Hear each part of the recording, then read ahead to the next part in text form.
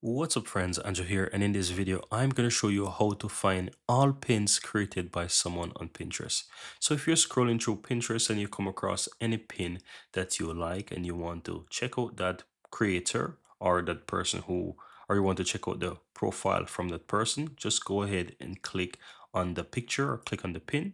And once you're on that pin, scroll down and you will find the profile of the person. So let me go ahead and look towards the lower left hand side, and this person is named William. So I'm going to click on William's profile. Now here you can see that it shows the pins that this person saved, and it also shows how they're created. So you can click on created and you will see all the pins that this person created. So these are all the pins from this person that they've created, and these are actually all their saves. Saves are basically pins that they've come across that they like and that they saved to a board that they've created.